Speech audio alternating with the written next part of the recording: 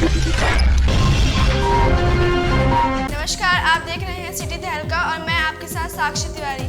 आइए नजर डालते हैं आज दिन भर के कुछ मुख्य खबरों पर। कोरोना संक्रमण की तीसरी लहर को लेकर जिला स्वास्थ्य विभाग हुआ अलर्ट। तीसरी लहर में बच्चों के लिए ज्यादा खतरा होने की जताई जा रही आशंका। जिला स्वास्थ्य विभाग सतर्क होकर व्यवस्थाओं को दुरुस्त करने की तैयारियों में जुटा। आजीविका के लिए 5 साल पहले अफ्रीकी देश मोजाम्बिक गया समालखा निवासी विनोद बेनीवाल को आतंकी संगठन ने किया अगवा। रिहाई के एवज में आतंकी संगठन ने की फिरौती की मांग। परिजनों ने प्रधानमंत्री नरेंद्र मोदी और विदेश मंत्रालय से लगाई मदद की गुहार। किसान नेता गुरनाम सिंह का बड़ा बयान आया सामने। गुरनाम सिंह चडूनी ने एक बार फिर सरकार को दी चेतावनी। लॉकडाउन के नियमों का उल्लंघन करने वालों पर समालखा पुलिस लगातार कस रही शिकंजा। बिना मास्क के घूमते पाए गए अब तक 345 लोगों के काटे गए चालान। 1,75,000 रुपए का जुर्माना किया जा चुका वसूल। दिल्ली अपने ससुराल वालों से जान बचा भागकर पानीपत पहुंची महिला। ससुराल पक्ष के लोग करते थे प्रताड़ित। पीड़िता की शिकायत पर पुलिस ने मामला दर्ज कर जांच की शुरू। आइए अब खबरों को देखते हैं विस्तार से।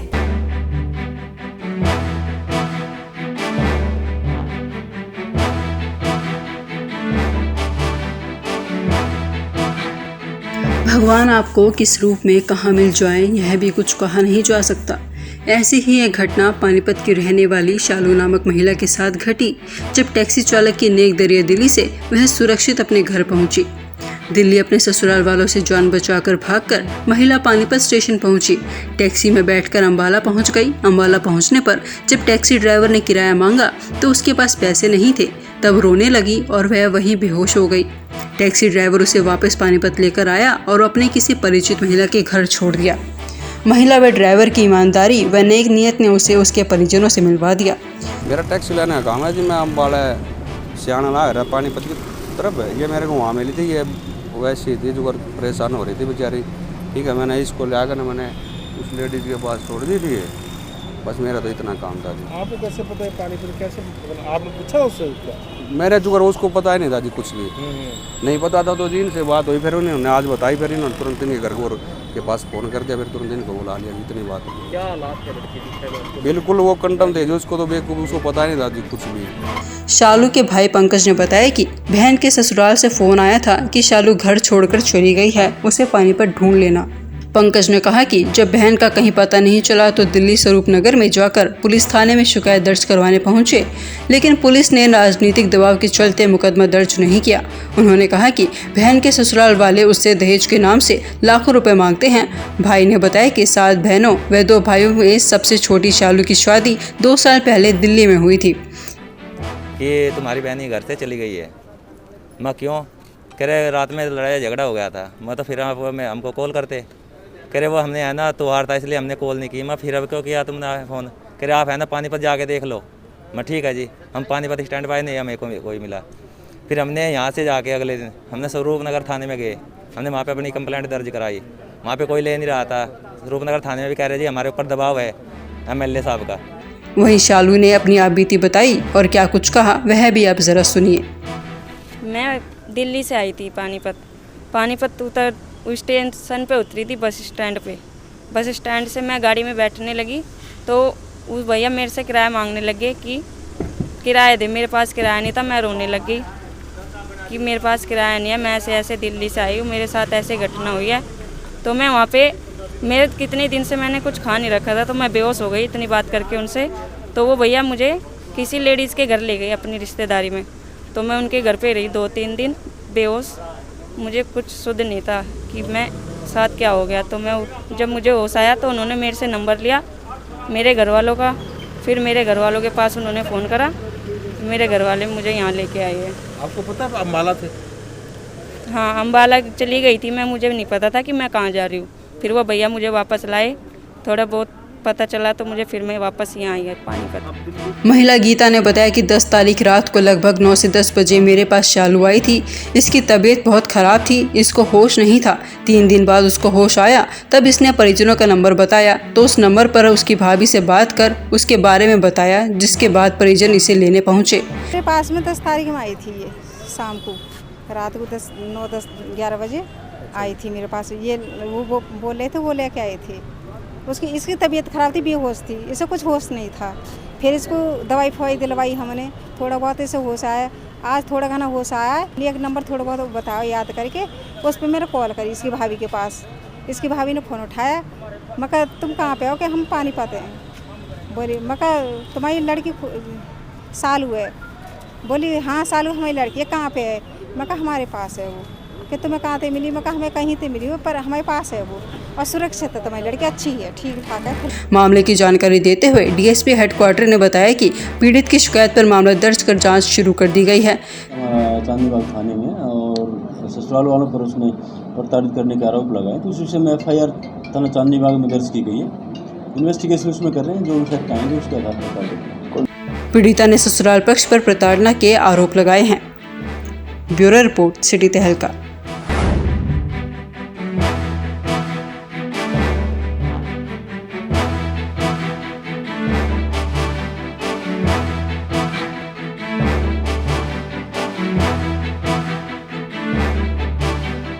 पानीपत में कोरोना वायरस संक्रमण की दूसरी लहर के गिरते स्तर के चलते अब तीसरी लहर को अलर्ट जारी है।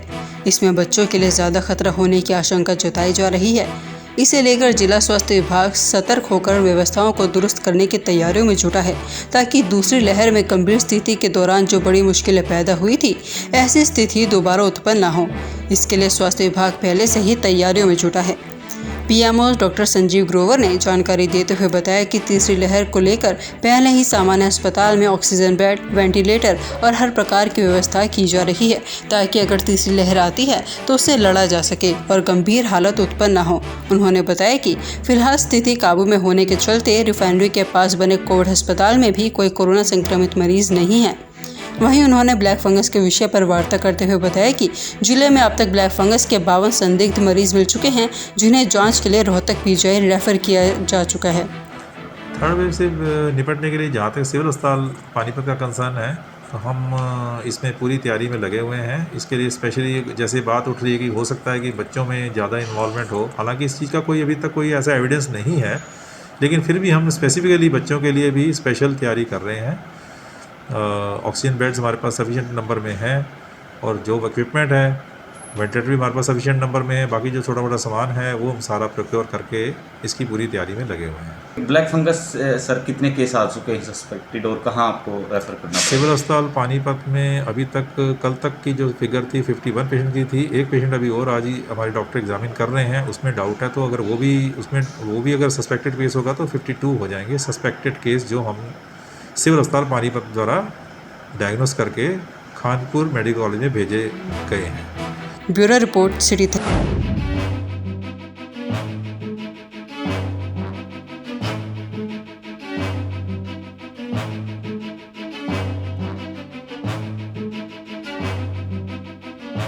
समालखा में पुलिस टीम ने लॉकडाउन के नियमों का उल्लंघन करने वालों पर लगातार शिकंजा कस रही है। मुख्य मार्गों पर जो भी पुलिस को बिना मास्क के नजर आता है, उसका चालान किया जा रहा है। दुकानों में बिना मास्क के बैठे दुकानदारों के भी चालान हो रहे हैं। बेवजह बाहर घूमने वालों व सोशल डिस्टेंसिंग के धज्जे उड़ाने वालों के खिलाफ पुलिस सख्त रवैया अपना रही है।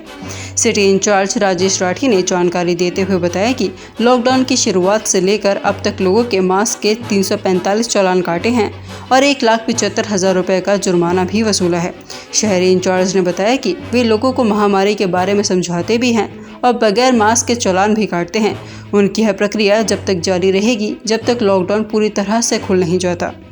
उन्होंने बताया कि जब तक लॉकडाउन समाप्त नहीं हो जाता तब तक इसी प्रकार से नियमों का उल्लंघन करने वालों पर पुलिस की कार्रवाई जारी रहेगी और आगे अब और भी सख्त रवैया अपनाया जाएगा। नियमों का उल्लंघन करने वालों के खिलाफ दबा के अब चालान किए जाएंगे। लॉकडाउन से अब तक हमने 345 चालान किए हैं, करीब 2.25 लाख रुपए इस पर जुर्माना वसूल किया गया है।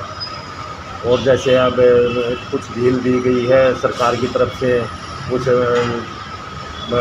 बड़े हुए हैं, ज़्यादा मूवमेंट हुई है आदमियों की, तो हम उनको जागरूक भी कर रहे हैं और ऐसे ही चालान करते रहेंगे। समालखा से सिटी तहलका के लिए रतनलाल की रिपोर्ट।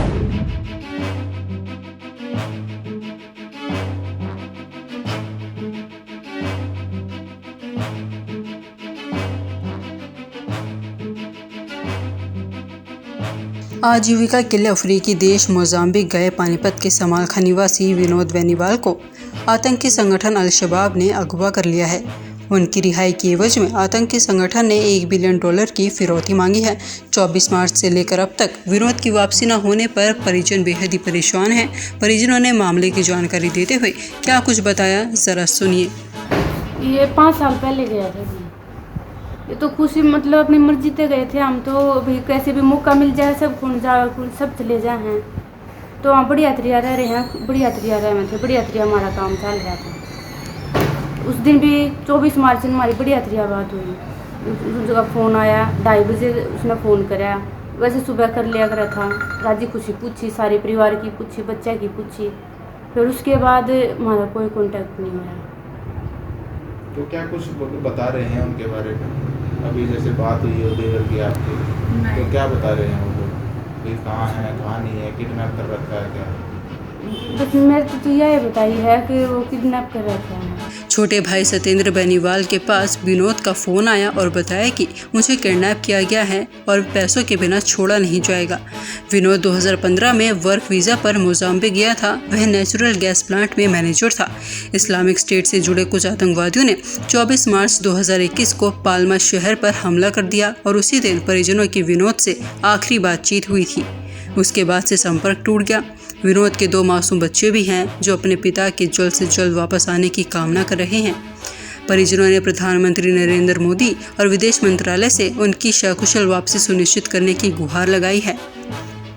समालखा से सिटी तहलका के लिए रतनलाल की रिपोर्ट।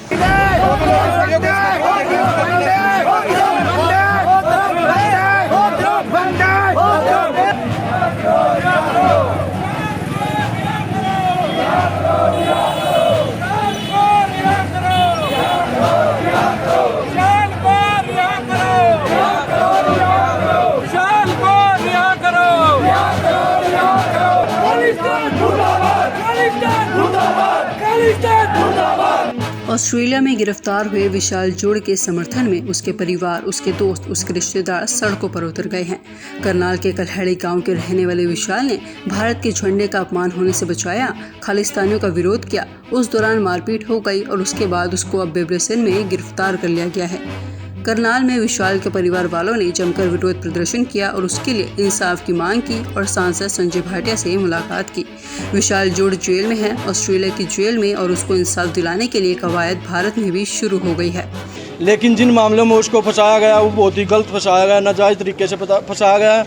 और हमारी यही मांग है सरकार से और ऑस्ट्रेलिया की सरकार से कि हमारे भाई को जल्दी से जल्दी रिहा करा जाए। 16 अप्रैल को पुलिस ने अरेस्ट किया उसको, लेकिन मेरे को उसकी 3-4 दिन बाद खबर मिली उसके दोस्तों के थ्रू, तो उन्होंने बताया कि उसको पुलिस उठा के ले गई और कहीं ना कहीं इसमें खालिस्तान का वो हाथ है।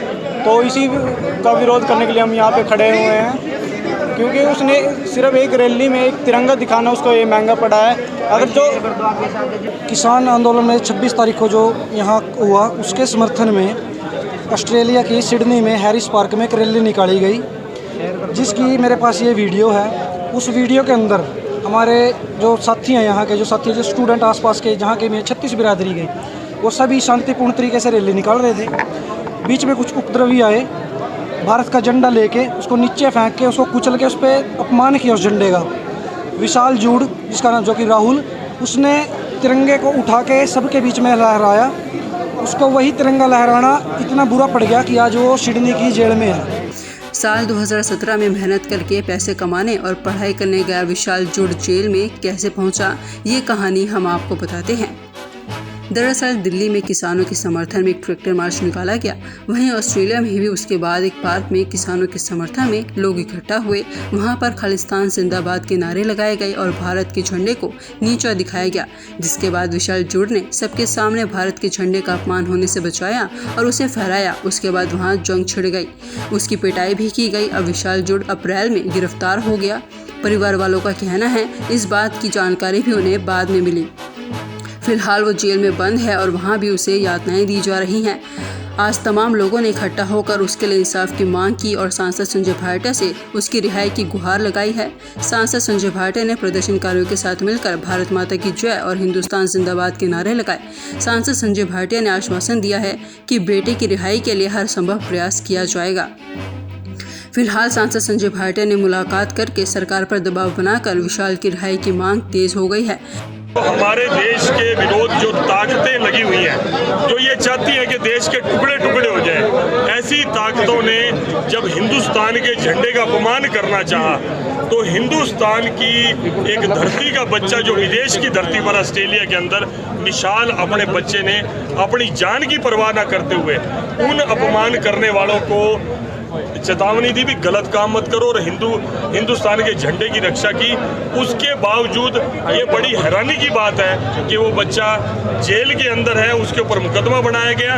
आज ये मेरे जिम्मेवारी लगा के जा रहे हैं। मैं आप मीडिया के माध्यम से पूरे समाज को, पूरे दुनिया को ये बताना चाहता हूँ कि लड़ाई आज से संजय भाटिया की शुरू है। किस हद तक भी जाना पड़ेगा, मैं इस लड़ाई को लड़ूंगा।